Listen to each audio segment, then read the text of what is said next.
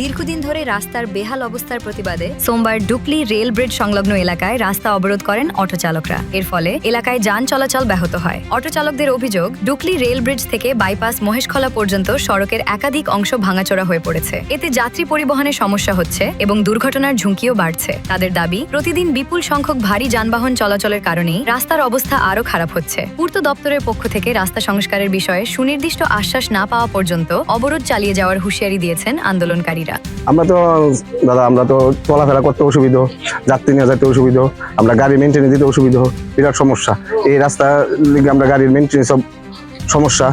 এখন ছাত্রছাত্রীরাও যাইতে অনেক সময় এমন জাম লাগে, আমরা যাওয়া আসা অনেক অসুবিধা হয়ে যাবে।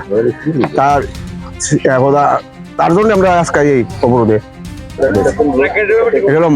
Maharajganj to Techno India. কতটা রাস্তা খারাপ আছে এদিকে? রাস্তা দাদা 200 মিটার। আপনারা কোন মানে এই রোডে? হ্যাঁ, আমরা এই রোডে সার্ভিস। এখন মানে কতক্ষণ চলবে আপনাদের এই রাস্তা? আমরা যতক্ষণ ধরে আমরা যে পিডব্লিউডি আইব এসে আমরা প্রতিশ্রুতি না দিব এতদিন আমরা অবরোধ চলবো। তো কতদিন ধরে এই রাস্তা এরকম খারাপ? এই যে আজকে ভাইয়া প্রায় 5-6 মাস ধরে এমন অবস্থা। এই রাস্তাটা মানে তো করা হয়েছিল, আবার ভাঙ্গনটা কি মানে কিভাবে ভাঙ্গনটা ওইদিকে মাটি হালাইছিল, তারা নিজের জায়গাতে নিজে মাটি হালাইছিল, আর জলটা জমা রাস্তা ভাঙ্গে। ওইদিন আগে ইট বিছাই দিয়ে গেছে, মানে কোন রকম সেপলেপ দিয়ে ইয়া করে গেছে সেটা বাস ড্রেনও নাই, জল জমা থাকে। এই রাস্তা বড় গাড়ি যা 20 চাক্কা 22 চাক্কা 16 চাক্কা এই তো রাস্তা ভাঙ্গে।